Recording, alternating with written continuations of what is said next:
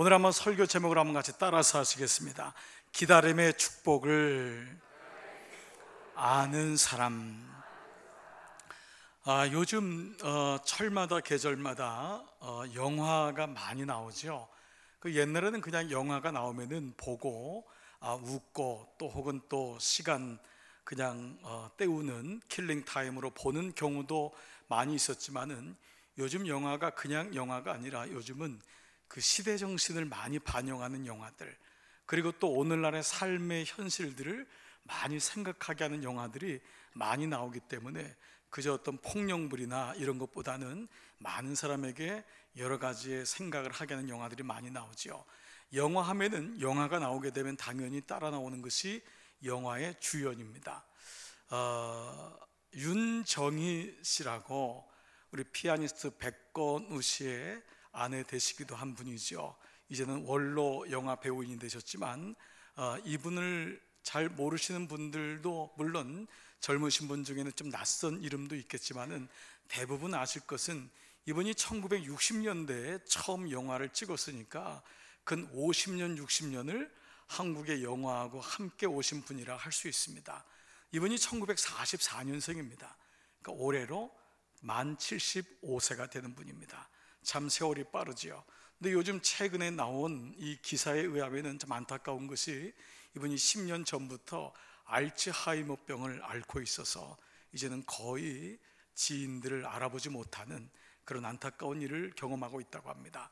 그런데 참 이런 일들 가운데서 이분이 참 놀라운 것은 이 알츠하이머병이 이제 사람들에게 알려지면서 이분에게 회자된 말이 이보다 더 영화스러울 수는 없다, 이런 말이 회자가 되었어요. 그 이유는 9년 전인 2010년에 개봉된 이 윤정희 씨가 주연을 나온 마지막 영화가 되었죠. 시라고 하는 영화입니다. 이 시는 알츠하이머병을 앓고 있는 한 할머니가 외손주, 중학생인 외손주를 키우면서 틈틈이 시를 써가는 그 영화의 스토리가 바로 이 시라는 것입니다. 근데 공교롭게도 거기 나왔던 대본, 극본이 먼저 나오지 않습니까? 보통 극본이 나오고 이제 배우들을 캐스팅하는데 그 영화에 나온 주인공 할머니 이름이 미자입니다. 그런데 공교롭게도 윤정희 씨의 본명이 미자입니다. 그런데 이 알츠하이머병에 대한 할머니 얘기를 진행하는데 이 윤정희 씨가 너무도 그 역할을 잘해서 많은 스태프들이 너무 놀랐고 참 배우는 배우구나 그랬는데 지인들을 통해 알게 된 것은 그 영화를 찍을 때 이미 알츠하이머병을 앓고 있었다는 것입니다. 그래서 이분은 정말 뼛속까지 영화인이구나.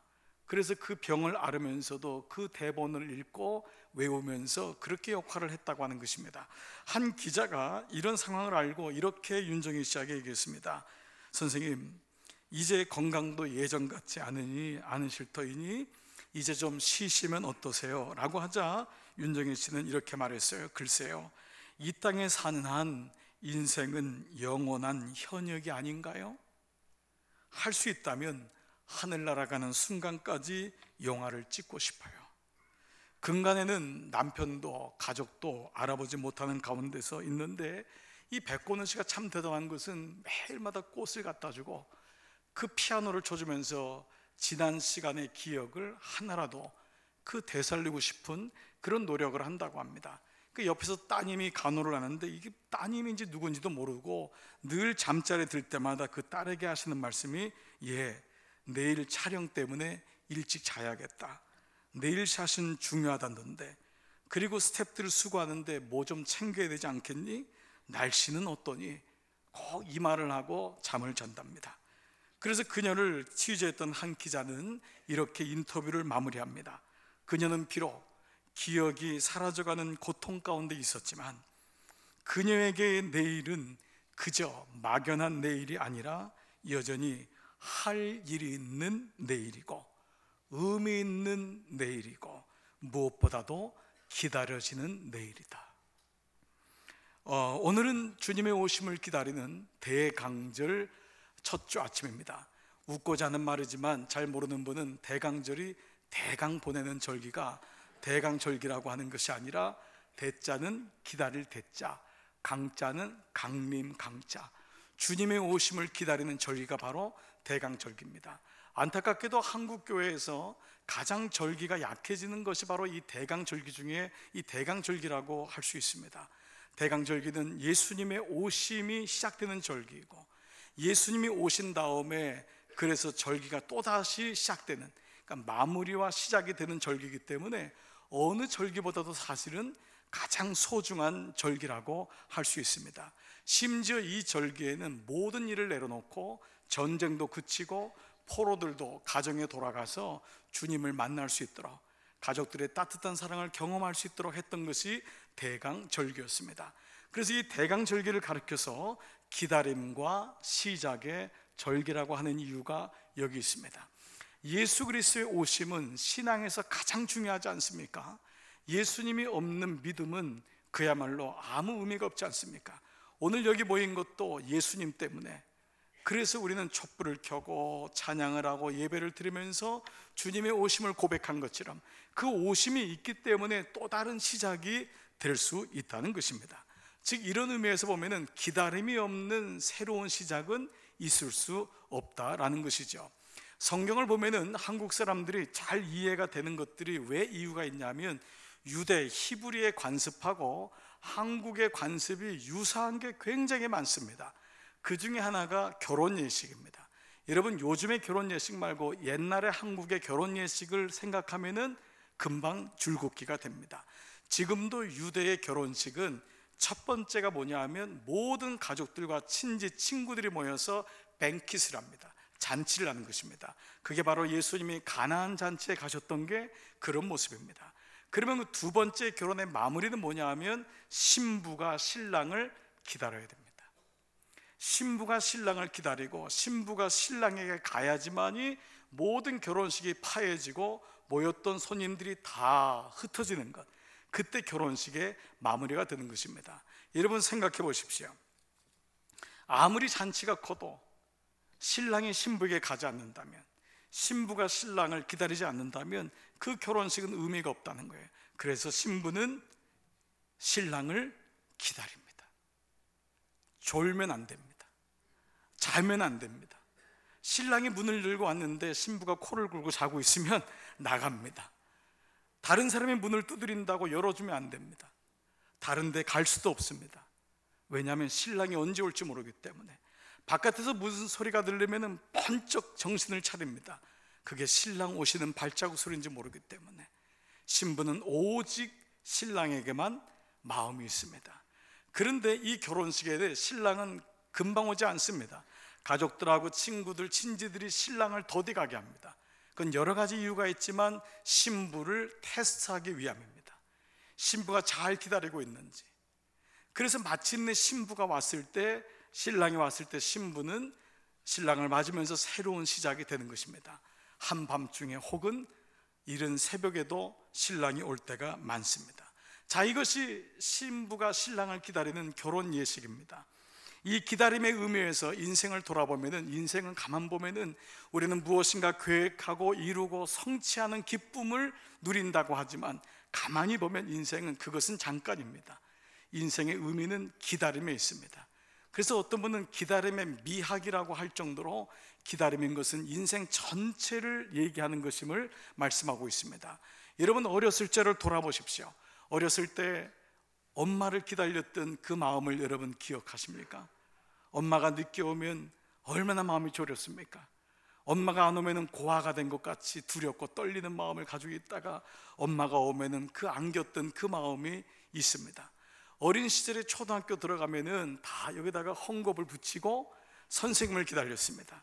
새 짝꿍을 기다렸습니다. 왜 흰 이 수건을 했냐 했더니 코가 많이 나와서. 옛날에는 콧물이 많이 나와서. 요즘은 애들이 이걸 안 붙이죠. 다 이 손수건 가져서 콧물 하면서 친구를 기다리고 새 선생님을 기다렸어요. 아이들이 공부를 하지만 물론 시험을 기다리는 종종 그런 아이들도 있지만은 대부분 쉬는 시간을 기다립니다. 그리고 소풍을 기다립니다. 소풍이라 봤자 1년에 한 번 3시간 걸어서 무덤에 가서 춤추고 오는 게 단데 그 소풍을 기다립니다. 어떤 분은 시험을 기다리는 분도 있어요. 이상한 분이에요. 대부분 방학을 기다립니다. 인생이 계속 기다림이에요. 그러다가 사춘기가 되면 이성 친구가 생겼으면 좋겠다, 이성을 기다립니다. 군대를 가면은 저녁 시간을 기다립니다. 결혼을 기다립니다. 결혼하면 때로 아기를 기다릴 수가 있죠. 또 그렇게 해서 손주를 낳으면 또 손주를 또 기다리고 있습니다. 그러다 우리는 주님의 부르심을 기다리는 거예요. 인생이 긴 것 같지만 다 기다림의 연속입니다. 누군가를 향한 사랑도 가만 보면 사랑은 뭘까? 사랑은 기다림입니다. 한 생명이 이 땅에 태어나는 것은 기다려야지만 태어납니다. 그 생명이 태어난다고 끝나는가요? 아니에요. 걸을 때까지 기다려야 됩니다. 그리고 그 아이가 초등학교 들어갈 때까지 기다려줘야 됩니다. 그리고 초등학교, 중학교, 고등학교를 다 마치고 성인 될 때까지 기다려줘야 됩니다. 결혼할 때까지 기다려줘야 됩니다. 그렇습니다. 인생이 기다림이에요. 아, 사랑은 기다려주는 거구나. 아니, 기다려줄 수 있는 거구나. 그래서 사랑은 기다림과 비례되는 것입니다. 성경 전체를 한 단어로 하면 뭘까요? 기다리심입니다. 예수 그리스도의 오심을 기다리는 것, 그것이 바로 성경의 가장 중요한 메시지인 것입니다. 그런 의미에서 보면은 우리의 기다림은 이 땅에 살아가면서 우리에게 끊임없이 일어나죠. 그런데 때로 우리는 현실은 그렇지 못할 때가 많아요. 기다려야 되는 게 맞고 기다려주는 게 맞지만은 이 기다림이란 단어처럼 막막하고 막연하고 추상적인 게 없습니다. 때로 사람들이 그럽니다. 목사님, 언제까지 제가 기다려야 돼요? 언제까지 제 인생은 기다려야 되는 거예요? 내가 그 아이를 언제까지 기다려야 돼요? 우리는 때로 이런 말을 많이 할 때가 많죠. 왜 그러냐면 기다림이란 것은 내가 계획을 세우고 성취하고 이런 인생에 드러난 것들과는 별로 관계가 없는 것처럼 보여요. 기다리는 사람은 무능력한 사람 같고 기다리는 사람은 너무 막연한 것 같고 그렇게 느껴져요. 오늘처럼 시대가 빨리 돌아갈 때는 더더욱 그래요. 그래서 우리는 조급해요. 빨리 무언가 이루면은 성공한 사람이라고 얘기해요. 30대 때에 집을 사고 40대 때에 어느 보직에 올라가고 하면 그 사람을 성공한 사람이라고 얘기해요. 근데 성경은 그러하지 않아요. 우리는 남들보다 더 빨리 무엇인가를 이루면은 같은 여자친구들끼리도 남자친구들끼리도 부러워할 때가 있어요. 그러나 성경은 그렇게 말씀하지 않는다는 거예요. 우리는 조급해서 빨리 생각하고 빨리 말하고 빨리 행동하고 빨리 결정해요. 그런데 가만히 보니까 사랑이란 게 뭘까? 삶이란 게 뭘까? 그거는 상대의 속도를 맞춰주는 거예요. 우리의 인생에 있어서 대부분의 갈등과 다툼은 서로의 속도가 다르기 때문에 그래요. 속도가 다른 것을 인정하지 않기 때문에 그래요. 서로 상대의 속도를 맞춰줘야 돼요. 부모는 자녀의 속도를, 자녀도 부모의 마음을, 그 속도를 인정해 주는 거예요. 상대방의 속도를 맞추는 자를 가리켜서 성숙한 사람이라고 해요. 그러면 성경은 무엇이냐면 하나님의 시간표, 하나님의 속도를 인정하는 거예요. 하나님의 시간표가 있다는 거예요. 다 내 시간을 가지고 살지만은 하나님의 시간이 있다는 거예요. 우리는 이 교회를 떠나면은 여러분이 시간을 가지고 살 거예요. 그러나 최소한 예배 시간에만은 시계를 보지 않는 이유는 이 시간은 하나님의 시간이기 때문이에요. 이 시간에 와서도 세상의 시간에 급박한 사람은 다른 생각을 할 거예요. 그리고 예배가 끝나기도 전에 뛰어나갈지 몰라요. 그러나 이 시간만은 하나님의 시간을 연습하는 시간이에요. 내 인생의 시간이 그분께 있음을 연습하는 시간이 하나님의 시간이에요. 한 주간 동안 목회를 하다 보면 여러 가지 소문이 들려요. 목사님, 누가 교통사고 났어요. 병원에 입원하셨어요. 심지어는 자녀가 먼저 세상을 떠났어요. 우린 이런 많은 얘기를 들어요. 그때마다 제 마음속에 고백되는 건 모든 시간이 그분께 있구나. 그분께 있구나. 이거를 깨닫고 이거를 알고 이거를 용납하고 이것을 받아들이는 것이, 그리고 모든 시간이 주님한테 있음을 겸손히 아는 시간이 바로 예배의 시간인 것입니다. 내가 주님을 알고 내가 교회에 다닌다는 것은 그저 성경책을 들고 내가 기독교인이 된다는 것을 의미하지 않습니다. 그건 겉으로 드러난 것입니다. 진정한 내가 그리스도인이라는 것은 시간표가 그분께 있음을 인정하는 것입니다. 그때 놀라운 은혜가 옵니다. 그때 보채면서부터 나올 수가 있습니다. 쫓김에서부터 나올 수가 있습니다. 비교라는 인생의 감옥에서부터 나올 수가 있는 것입니다. 여러분에게 한번 여쭤보겠습니다. 여러분은 잘 기다리시는 분인가요? 아니면 잘 기다리지 못하는 편인가요? 오늘 읽었던 누가복음 2장에는 이 기다림을 잘한 분의 이야기가 나오고 있습니다. 바로 시므온이라고 하는 분입니다. 오늘 다 읽지 못했지만 뒤에는 또 한 분이 나옵니다. 누구죠?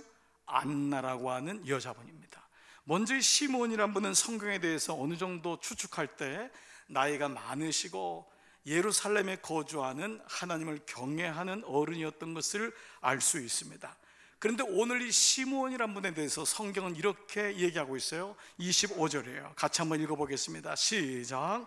이 사람은 의롭고 경건하여 이스라엘의 위로를 기다리는 자라. 성령이 그 위에 계시더라. 자, 여러분 이 PPT를 다시 한번 봐보세요. 이 말씀을 보면 이 문장은 세 가지의 문장이에요. 첫 번째 뭐죠? 이 사람이 의롭고 경건하다. 두 번째는 이스라엘의 위로, 하나님의 위로를 기다리는 자다. 세 번째는 뭐예요? 성령이 그 사람 위에 계시더라라는 거예요. 그런데 히브리 문법상 참으로 흥미로운 것은 이 세 가지 문장은 따로따로 구별된 문장이 아니라 한 문장이에요. 그리고 같은 무게를 가지고 있는 연결된 구조라는 것입니다. 무슨 말이냐면 이 사람이 어떤 사람이냐? 의롭고 경건한 사람인데, 의롭고 경건한 것은 무엇이냐면 하나님의 위로를 기다릴 줄 아는 사람이다. 하나님의 타이밍을 기다릴 줄 아는 사람이 의롭고 경건한 사람이다. 하나님의 시간편에 자기가 있음을 고백하는 사람이 의롭고 경건한 사람이다. 그런 의롭고 경건한 것은 내 의지와 혀를 깨물어서 되는 것이 아니라 성령의 도우심이 있어야지만 가능하다. 이것이 세 가지로 연결된 것입니다. 다시 말씀드립니다. 이 땅의 삶에서 경건이라는 건, 내가 의롭게 산다는 건 무엇이에요? 내 시간표가 아니라 하나님의 시간표가 있음을 고백하는 것입니다. 그 고백은 하나님의 은혜로만이 인정이 되고 고백될 수 있는 것입니다. 자, 두 번째 나오는 사람이 누구냐 하면 안나라고 하는 사람입니다. 이 사람은 84세입니다 36절 이전에 보면은 이분은 결혼한 지 1회 만에 7회 만에 과부가 돼서 지금은 84세입니다 옛날에 이스라엘 백성이 조혼을 했기 때문에 15살을 배경으로 한다면 20대 초반에 이미 과부가 돼서 60년 정도를 홀로 사신 분입니다. 지금은 84세로 모든 인생이 어찌 보면 주님이 부르실 나이가 된 거예요. 눈도 가물가물하고 기력도 세해지고 인생을 정리하는 그런 마지막 시간이 왔는데, 이 여인을 성경에 기록한 것은 이 여인이 포기하지 못하는 게 뭐냐면 주님의 오심은, 기다림은 포기할 수가 없다는 거예요. 이게 믿음이라는 거예요. 이게 믿음이라는 거예요. 그래서 이 여인에서 37절에 이렇게 말씀하고 있어요. 자, 다 같이 시작. 이 사람이 성전을 떠나지 아니하고 주야로 금식하며 기도함으로 섬기더니. 이 사람에게 성전은, 이 사람에게 교회는 그저 일주일에 한 번 나오는 예배하는, 부모님이 교회 나왔으니까 내가 나가는 그게 아니었어요. 이 사람에게 성전은 삶을 지탱하는 유일한 기다림의 원천인 거예요. 이분에게 예배는 그저 와서 예배 한 번 1시간 드리고 목사 설교 듣는 것이 아니라 하나님을 만나는 시간이었어요. 그렇기 때문에 이분은 주님 오실 때까지 주님 만나는 것을 포기할 수가 없었어요. 자, 놀랍게도 감사하게도 이 두 사람은 주님을 만났어요. 그런데 오늘 말씀에 보면은 이 두 사람이 만날 때 공통적으로 써진 단어가 있습니다. 자, 그 단어를 한번 찾아보겠어요. 27절, 시므온이 주님 만났을 때 뭐라고 썼어요? 다 같이 시작. 마침 부모가 율법의 전례대로 행하고자 하여 그 아기 예수를 데리고 오는지라. 마침 부모가, 예수님의 부모가 율법의 전례대로 아이 예수를 데리고 오신 거예요. 자, 안나의 경우는 38절이에요. 시작. 마침 이때에 나와서 하나님께 감사하고 예배를 드리는데. 자, 안나가 성전을 지켰지만 마침 그 시간에 주님을 만난 거예요. 자, 두 가지의 공통된 단어가 뭐죠? 마침이라고 하는 단어예요. 이 마침에 가장 접근된 원어는 뭐냐면 바로 그 시간에, 예정된 그 시간에, at the very moment, 내가 원했던, 내가 예비했던, 내가 생각했던 그 시간이 아니라 주님이 예비하신 그 시간에. 그래서 이걸 가리켜서 in his time, 그분 안에, 주님의 시간에, 주님의 시간에. 즉 이 주님과 만나는 시간은 우연이 아니었던 거예요. 이것은 하나님의 예비하신 시간이었던 거예요. 마침 그 시간에 그렇게 기다리고 기다렸는데 하나님이 예비하신 그 시간에 주님의 때를 이뤘다는 거예요. 자, 이 말씀을 역으로 말하면 뭐냐 하면 시므온과 안나가 기다려서 주님을 만난 것 같지만 역으로 말하면 주님이 그들을 만나 주신 거예요. 이게 신앙의 가장 중요한 원리입니다. 내가 주님을 믿은 것 같지만 아이가 부모를 찾는 것이 아니라 부모가 아이를 찾게 돼 있어요. 내가 주님 앞에 나온 것 같고 내가 예수님을 믿는 것 같지만 그것이 아니라 주님이 나를 기다리고 계셨던 거예요. 주님이 나를 부르고 계셨던 거예요. 제가 이 말씀을 어제 준비하면서 문득 또 저희 어머니가 다시 생각이 났어요. 제가 몇 번을 저희 어머니 말씀을 좀 드릴 때가 있었는데 저희 어머니는 50 중반 55살까지 예수님을 전혀 알지 못하는 자기의 시간을 축으로 살았던 사람이에요. 누구보다도 열심히 살고 누구보다도 높이 올라갔지만 늘 마음속에는 공허함이 있었어요. 기쁨이 없었어요. 늘 그런 행복감이 없이 살다가 물질의 고난이 오고 어려움이 오면서 사람들이 떠난 걸 보면서 아, 내 인생의 축이 내가 아니구나, 인생의 시간표가 내 것이 아니구나라는 걸 깨닫게 되셨어요.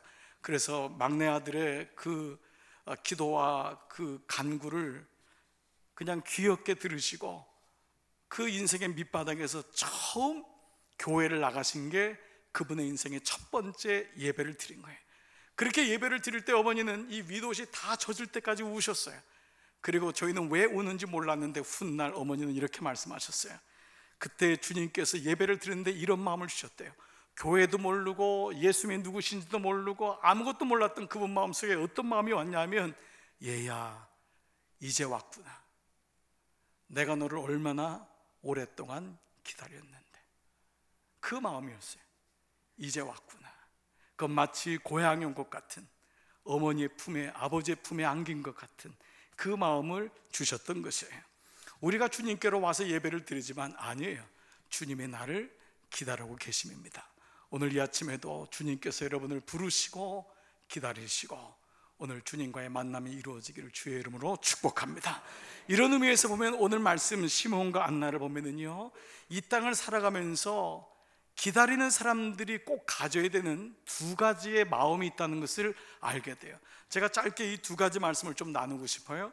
첫 번째는 성경에서 말하는 기다린다는 것은 어떤 의미일까? 그저 막연하게 기다리면 되는 것일까?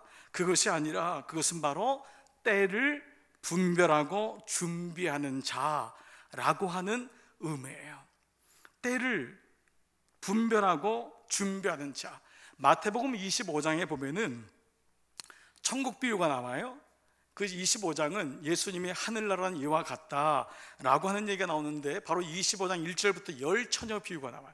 열처녀는 뭐냐 하면 예수님에게 이 천국을 준비하는 자인데, 다섯 처녀는 예수님을 오실 때 기름을 준비한, 등불을 준비한 자고, 다섯 처녀는 등불을 준비하지 않고 그저 그냥 바쁘니까 세상에 취하니까 살아갔던 사람이에요. 그래서 성경은 뭐라고 하냐면, 첫 번째 그 다섯은 열처녀 같은데, 다섯은 미련하고 다섯은 지혜로운 자라. 미련한 자들은 등을 가지되 기름을 가지지 아니하고, 겉으로는 잘 사는 것 같은데 등불은 큰데 기름이 준비되어 있지 않고, 슬기 있는 자들, 지혜로운 자들은 그릇에 기름을 담아 등과 함께 가졌더니, 근데 문제는 뭐죠? 신랑이 더디옴으로 다 졸며 잘세. 그래서 예배 시간에도 조심해야 안 되는 이유가 여기 있는 졸면 안 돼요. 중요한 얘기를 할 때 이렇게 졸면 안 됩니다. 그래서 주일 예배는 아침 12시부터 시작되는 게 아니에요, 여러분. 10시부터 8시부터가 아니에요. 토요일 저녁부터 시작되는 거예요. 그게 안식일의 개념인 거예요. 토요일 밤은 내 맘대로 막 살고 그냥 막 기진하고 그냥 다른 데다 다 에너지를 쏟으니까 주일날 오면은 이 누님이 자꾸 처지는 거예요. 그러면서 꼭 그분이 뭐라 그래? 마음은 원이로되 육이 약하여. 그분은 그 말씀만 알고 아니에요. 여러분, 이 시간도 지혜 있는 자가 돼서 등불이 준비된 자가 돼야 돼요. 준비된 자, 때를 분별하는 자라는 거예요. 예수님께서 그 마가복음 11장 13절 보면은 아주 재미있는 기사가 일어나는데요, 무화과 나무 사건이 일어나요. 제가 여러분 읽어드릴게요. 멀리서 잎사귀 있는 한 무화과 나무를 보시고 혹 그 나무에 무엇이 있을까에 가셨더니 가서 보신즉 잎사귀 외에 아무것도 없더라. 이는 무화과 때가 아니더라. 자, 일반적으로 말씀을 들으면은 예수님의 요구가 조금은 너무 황당하고 이치에 맞는 것 같지 않아요? 왜요? 무화과의 때가 아니기 때문에. 근데 예수님이 무화과 나무를 보면서 찾아간 거예요. 잎사귀가 무성하니까 분명히 열매가 있을 거다. 그 12절에는 어떤 말씀이 있냐면 이튿날 그들이 베다니에서 나왔을 때에 예수께서 시장하신지라. 배가 고프셨던 거예요. 그래서 무화과 나뭇잎이 무성한 걸 보고 가서 뭘 먹을까 있는가 했더니만 아무 먹을 게 없었던 거예요. 사실 이 말씀의 배경은 잎사귀만 무성한 당시의 유대 지도자들, 종교주의자들, 바리새파와 사두개인을 향해서 예수님 말씀하신 거예요. 그러나 사실 이것이 이치에 맞지 않는다 할지라도 무화과 나무 입장에서 보면은 예수님이신데 그분이 나에게 무엇을 원하시면서 뭐가 준비됐니? 라고 한다면 내가 드릴 게 있어야 되는데 이스라엘 백성들은 말만 무성했어요. 변명만 무성했어요. 나는요 부모님이 백도 없고요, 나는 운도 없고요, 나는 좋은 대학도 나오지 못했고요, 나는 이렇게 저렇게 친구도 없고요, 그래서 제 인생이 이래요 라고 얘기할 수 있을 거예요. 그런데 주님이 무엇을 원하실 때 내가 주님 앞에 여기 있습니다 라고 하는 자는 준비된 자만이 줄 수 있는 것이에요. 인생에 여러 가지 준비의 의미가 있지만 여러분에게 무엇을 준비하고 있는 단계인지를 한번 살펴보셔야 돼요.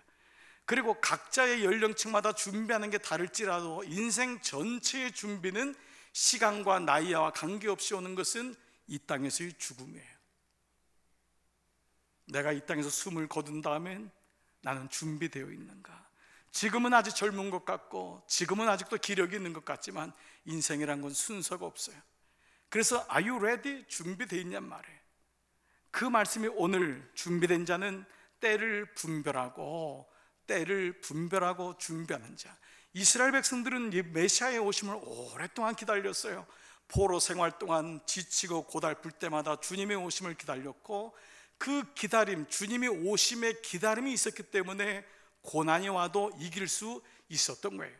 여러분이 오늘도 믿음으로 잘 다져진 사람, 준비하는 사람은 고난이 와도 어려움이 와도 이길 수 있는 이유가 여기 있어요. 대강절 첫 주인데 대강절 기간 동안에 가장 많이 부르는 찬송가가 104장이에요. 바로 그것은 오소서 임마누엘, 이 찬양이에요. 여러분, 이 찬양이 불려진 것은 이스라엘의 그 어려움 속에서 예수님을 기다렸던 그 고백인 거예요. 자, 이 고백을 한번 1절만 한번 같이 한번 찬송을 한번 고백해 보겠습니다.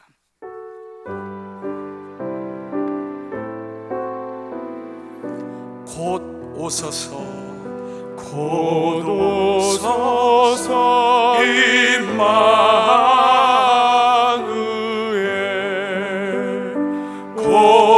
구하소서 이스라엘 그 포로 생활 고달파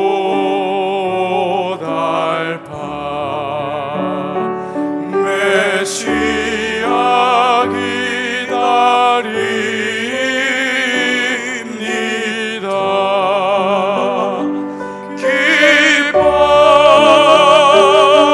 기뻐하라 이스라엘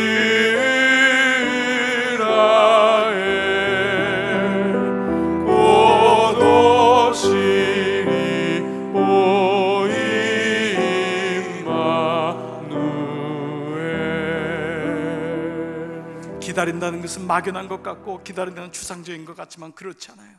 기다리면서 주님이 내 안에 임재가, 주님의 음성을 듣게 되고 기다리면서 주님의 마음을 알게 되고, 여러분에게 기다림이 축복이 되시기를 축복합니다. 이 기다림의 은혜는 두 번째로는 성경에서 말하는 기다리는 사람들은 그저 좋을 때 편안할 때가 아니라 그 사람들은 바로 고난 중에라도 사모하며 인내하는 자였다는 거예요. 고난이 없는 인생은 어떤 인생도 없어요. 저는 가끔 어르신들이 젊은 친구들이 뭐를 알아? 그때가 좋았지, 그때는 어려운 것도 없어. 아니에요. 10대는 10대의 어려움이 있어요. 20대는 20대의 어려움이 있더라고요. 인생에는 다 자기 연령과 자기의 삶에 오는 어려움이 있어요. 그래서 그 어려움은 자신에게 크게 보일 수밖에 없어요. 그러나 그 어려움 속에서 사모하며 주님의 오심을 인내할 때 비로소 우리는 눈물로 씨를 뿌릴 때 기쁨으로 거두는 것이에요. 좋을 때 거두는 것, 좋을 때 기다리는 것, 잘 나갈 때 기다리는 것은 어렵잖아요. 그러나 빛이 없을 때 기다리는 것은 너무 고통스럽고 너무 어려울 때가 있어요. 어떤 책에 보니까요, 터널과 동굴의 차이를 아는 사람은 성숙한 사람이다. 근데 그건 성숙의 정도가 아니에요. 성경에 나온 단어 중에서는 동굴이란 단어는 없어요. 바로 동굴은 뭐죠? 가도 길이 없는 거예요. 끝인 거예요. 빛이 없어요. 그러나 터널은 조금만 참고 가면은 빛이 있는 거예요. 거기에 빛이 기다리고 있는 거예요. 왜냐하면 하나님의 빛을 만들으셨기 때문에, 주님의 빛을 만들으셨기 때문에. 그리고 예수님이 우리 보러 뭐라 하냐면 너희는 동굴이요, 너희는 어둠이라 그러지 않고 너희는 빛이요라고 했거든요. 여러분, 내가 빛인 거예요. 주님이 나를 빛이라고 한 거예요. 그래서 인생 끝났어, 너는 아무 소망도 없어, 기다려도 빛도 없어, 이것은 하나님의 음성이 아니에요. 이건 세상의 음성이고 마귀의 음성이에요. 오늘 여러분, 고난 가운데서라도 그것을 사모하며 인내할 때 기다림은 축복이 되는 줄 믿습니다. 오늘 예배 임례송에 불렀던 찬양은 생전에 우리가 또다시 모였네 라고 하는 찬양입니다. 이 찬양은 지금 개정된 찬양에는 없지만 옛날 찬양에는 있어서 오랫동안 불려졌던 찬양이에요. 이 찬양은 감리교회 창시자였던 요한 웨슬리 목사님의 동생이었던 찰스 웨슬리 목사님이 지었는데, 이 찬양이 미국으로 건너와서 1800년도부터 있었던 골드러시, 금강을 캐러 서부 캘리포니아로 갔던 사람들, 인생의 일확천금, 그것을 캐기 위해서 달려갔던 그 욕망의 사람들, 그 사람들을 그러나 기다렸던 것은 금이 아니었고 은이 아니었어요. 무자비한 무법자들의 총이었고 인디언들의 습격이었고 풍토병과 전염병이었어요. 그런데 그들만 보내지 않고 그들을 따라서 가는 사람들이 있었어요. 바로 그리스도인들이었어요. 그들에게 복음이 필요하다고, 무법자들에게 복음이 필요하고 인디언들에게 복음이 필요하고 풍토병과 전염병으로 죽어가는 사람에게 하나님의 복음이 필요하다고, 그들이 가서 교회를 세우고 학교를 세우고 병원을 세우면서 그들에게 복음을 전했어요. 그리고 평신도군 목회자군 그들에게 가서 복음을 전했는데, 그 당시 목회자의 평균 연령이 25살이었어요. 가면 죽는 거였어요. 가면 죽는 거였어요. 가면 죽는 데 가서 교회 세우고, 가면 죽는 데 가서 풍토병 걸리는데 거기 가서 복음을 전한 거예요. 너무 많은 사람들이 빨리 죽어가기 시작한 거였어요. 그래서 그때부터 연합감리교회, 그리고 이 감리교회의 기초는 연회가 있었어요. 애뉴얼 컨퍼런스, 1년에 한 번씩 모여서 같이 회무를 하면서 주님의 은혜를 나누는 그 연회 때 가장 먼저 불렀던 찬양이 바로 이 찬양이에요. 이 찬양을 고백하면서 우리가 다시 생전에 모였네, 우리가 살아서 다시 모였네. 그리고 첫날 회무를 하기 전에 그 해에 선한 싸움을 싸우다가 주님 앞에 간 믿음의 사람들의 명단을 쭉 기록하고, 거기 가족들이 온 사람이 있으면은 그분이 외손주든 딸이든 아들이든 미망인이든 누구든 다 자리에 일어났을 때 모든 사람들이 다 기립해가지고 박수를 쳐주는데, 그냥 짧은 박수가 아니에요. 어쩔 땐 10분, 15분 계속 박수를 쳐줍니다. 거기서 얼마나 사람들이 위로를 받으면서 마침내 하늘나라 갔을 때 하나님이 기다림을 가지고 믿음을 가지고 지켰던 사람들이 어떤 마음을 갖는지, 느낌을 갖는지를 그때 경험하게 되는 거예요. 모든 연회에서는 이 찬양을 고백해요. 우리가 생전에 다시 모였네. 오늘 예배를 드리지만 저는 아직은 나이가 그렇게 많지는 않지만 어쩔 때 가끔 이런 얘기를 할 때가 있습니다. 내가 예배를 드릴 수 있는 게 몇 번일까? 한번 아파보기도 하고 어려움을 경험해서도 그런데 이게 꼭 아픈 사람만은 아닌 것 같아요. 하나님 앞에 갈 날짜를 계수하는 게 인생의 지혜라고 하지 않습니까? 내가 하나님 앞에 몇 번 예배 드릴 수 있을까? 이 생각이 들면은 그 예배가 진지해지고 하나님이 나의 시간표이심을 고백하게 되는 거예요. 우리가 생전에 다시 모였네. 이 찬양을 하면 인도자가 앞에 나와서 모든 사람 앞에서 큰 소리로 이렇게 해요. Are you ready? 여러분 준비되셨습니까? 이 얘기는 뭐냐 하면 여러 가지로 의미가 돼요. 그 중에 연로하신 분이나 아니면 병을 앓고 있는 분이나 주님의 부르신 것을 아는 분은 내가 주님 부르실 때 갈 수가 있나? Are you ready? 나 주님 부르시면 갈 수 있어요. 어떤 분은 너 지금 복음을 전해야 되는데 내가 그리로 가라고 하면 갈 수 있니? 나 지금 너무너무 힘든데 그 사람하고 섬길 수 있니? Are you ready? 그리고 너 지금 준비되어 있니? 그것이 무엇이든 간에 오늘 이 아침 예배를 드리면서 Are you ready라고 하면 여러분은 다 다른 차원으로 준비가 될 거예요. 무엇이든 간에 Are you ready? 했을 때 그것이 근본적인 질문이든 아니면 여러분 삶의 여러 가지 모양이든 그때 우리 모든 회중들은 Yes Lord, I'm ready. Yes Lord, I'm ready. 주님, 다 준비됐어요. 그 고백을 한 후에 이 찬양을 불렀던 것입니다. 이들을 향해서 그리스도인이라고 얘기하는 것입니다. 오늘 이 아침 예배드리는 여러분, 오늘은 대강절 첫 주 아침입니다. 이 대강절 첫 주에 주님의 부르심은 Are you ready? 준비되었니? Yes, Lord, I'm ready. 나 준비되었어요. 그리고 나 준비해볼게요. 그냥 사는 게 인생인 줄 알았는데 아니군요. 한번 준비해볼게요. 믿음으로도 삶으로도 여러 모양으로 준비된 삶 살다가 주님 부르실 때 어느 모양으로든지 응답하고 내가 너를 필요하다 하면 나는 때가 아닌데요 아니라 주님 나 나이가 많이 들었지만 주님 나를 필요하시다면 나를 써주세요. 나 아직 미약하고 연소하지만 주님 나를 쓰신다고 하면 주님 내가 주님께 내 인생 드리겠습니다. 내 삶을 드리겠습니다. 이 고백이 오늘 우리 모두의 고백이 되기를 주님의 이름으로 축복합니다. 여러분 이 시간 다 절에서 한번 일어나 보실까요? 오늘 이 찬양을 고백하는데 여러분 Are you ready? 마음속에 한번 대답해 보세요. Are you ready? 그리고 이 찬양을 고백해 보십시다.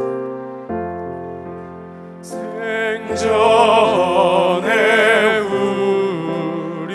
우리가 또다시 모였네. 예수의 보하심을 다 찬송하리라. 주 예수 은혜를 힘입어 살 동안 싸움도 같은 세상에 두려움 없겠네. 주 예수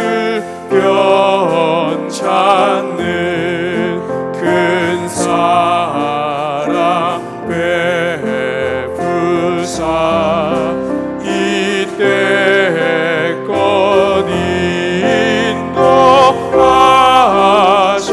인도하셨고 늘 인도하시리. 구주의 권능을 힘입고 살았네. 그 은혜 찬송하려고 이곳에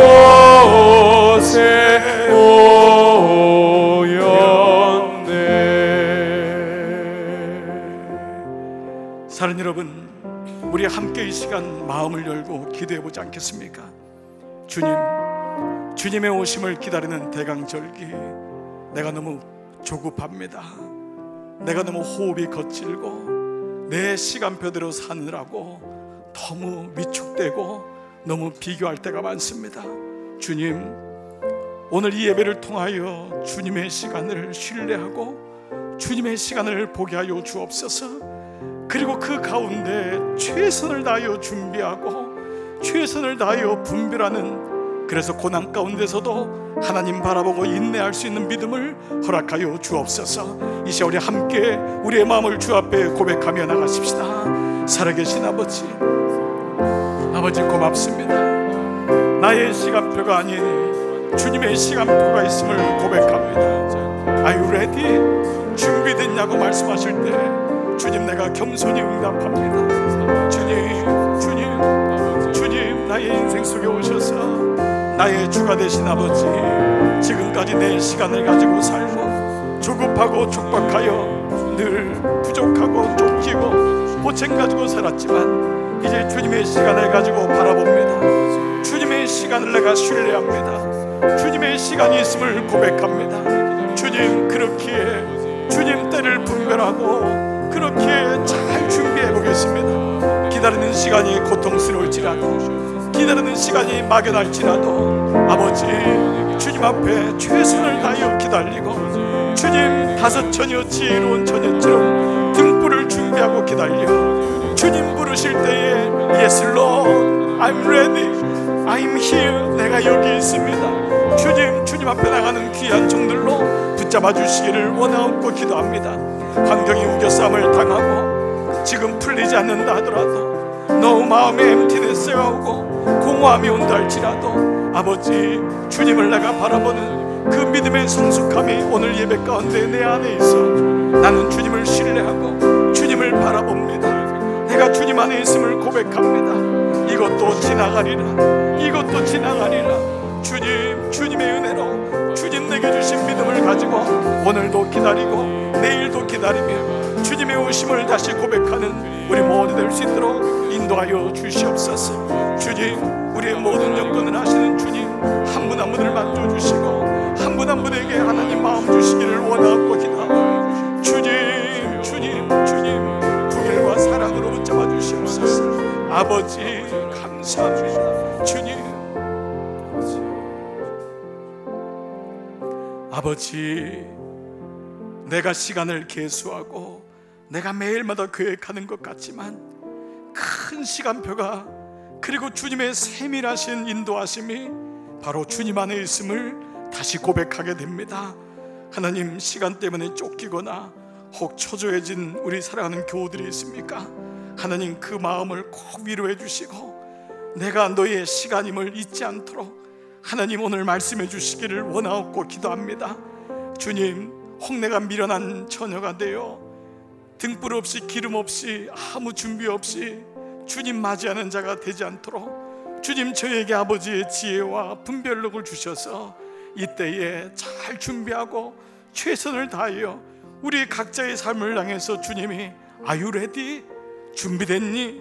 라고 물으셨을 때 부족하고 연약하지만 겸손히 주님, Yes Lord, I'm ready, 준비됐습니다. 이 고백이 우리의 마지막 인생의 여정까지 이어질 수 있도록 주님 축복하여 주시옵소서. 사랑하는 종들을 이제 세상에 파송합니다.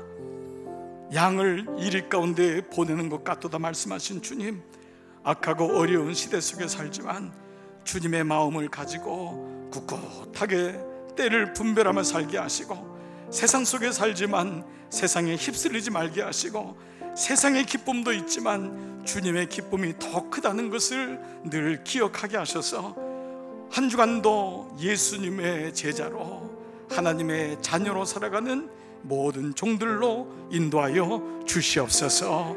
오늘 함께 예배드리는 사랑하는 귀한 종들, 처음 나오셨거나 오랜만에 나오셨거나 오늘 또 새로이 등록하신 교우님들을 축복합니다. 저분들의 인생 가운데 주님이 주인 되어 주심을 다시 한번 감사하오며 성부와 성자와 성령의 은총이 머리 숙인 모든 종들 위해 이제로부터 영원토록 함께 하시기를 간절히 축원하옵나이다. 아멘.